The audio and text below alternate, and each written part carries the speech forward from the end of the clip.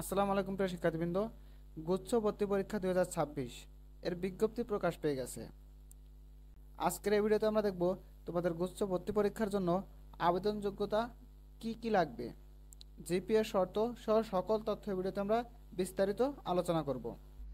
যাদের জিপিএ কম আছে কিন্তু তোমাদের স্বপ্ন বিশ্ববিদ্যালয়ে পড়বা, তাদের সবচেয়ে সহজ সুযোগ, বেস্ট অপশন হচ্ছে গুচ্ছ। এই গুচ্ছের আন্ডারে তুমি একটা পরীক্ষা দিলেই 19টা বিশ্ববিদ্যালয় ভর্তি পরীক্ষা দেওয়া হয়ে যাবে।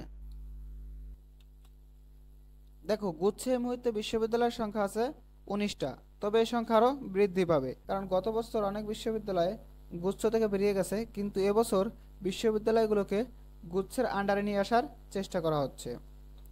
দেখো, শুরুতে আমরা দেখি গুচ্ছে আবেদনের জন্য তোমার সাধারণ যোগ্যতা কি কি লাগবে।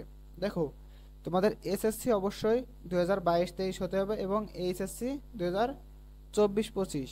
আবারও বলছি, এসএসসি 2022-23 এবং এইচএসসি 2024-25 হতে হবে। এখন দেখো, জিপিএ যোগ্যতা কত লাগবে তোমাদের। দেখো, বিজ্ঞানের ক্ষেত্রে এসএসসি 3.50, এইচএসসি 3.50, মোট 7.50 হলেই তোমরা আবেদন করতে পারতেছো। এখানে অনেকে ভাবতে পারো 3.50 মোট 7 পয়েন্ট হচ্ছে, তাহলে মোট জিপিএতে 7.50 কেন? আসলে তোমার 3.50 এবং 3.50 এসএসসি এইচএসসি আলাদা করে থাকা লাগবেই, এবং সর্বমোট তোমার 7.50 থাকা লাগবে। দেখো, ব্যবসা শিক্ষার ক্ষেত্রে এসএসসি 3.00 চতুর্থ বিষয় সহ এবং এইচএসসি 3.00, মোট 7.00।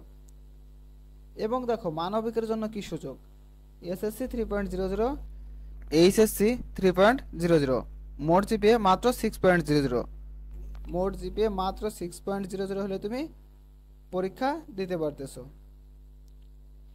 এবার দেখো, ভর্তি পরীক্ষার তারিখ। তোমাদের ভর্তি পরীক্ষা হবে সি ইউনিটের 27 মার্চ 2026। তাহলে 27 মার্চে পরীক্ষা হলে দেখো, এই যে অক্টোবর মাস চলতেছে, তাহলে অক্টোবর, নভেম্বর, ডিসেম্বর, জানুয়ারি, ফেব্রুয়ারি, মার্চ, তোমরা এখনো হাতে 6 মাস সুযোগ পাচ্ছ প্রস্তুতি নেওয়ার জন্য। এটা যথেষ্ট সময়।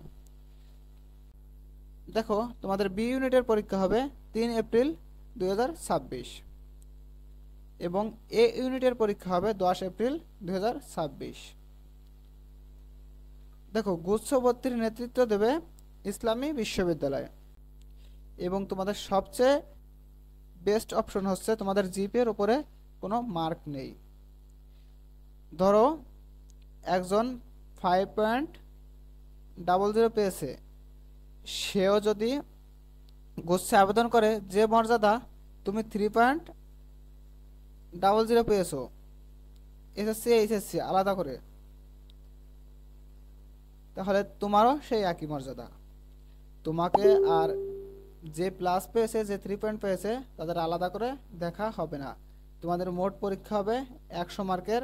তোমরা 100 মার্কের মধ্যে যে বেস্ট করবে, যে সবচেয়ে বেশি মার্ক পাবে, সেই গুচ্ছে চান্স পাবে। এখানে জিপিএ কার কত ছিল এটা দেখা হবে না। তাই যাদের জিপিএ কম আছে তাদের টেনশন করার কোনো কারণ নেই। প্রিয় শিক্ষার্থীবৃন্দ, শিক্ষা সম্পর্কিত যে কোনো সঠিক নিউজ সবার আগে পেতে অবশ্যই আমাদের চ্যানেলটা সাবস্ক্রাইব করে রাখবে, আর ভিডিওটা বেশি বেশি শেয়ার করে তোমার বন্ধুদের দেখার সুযোগ করে দাও।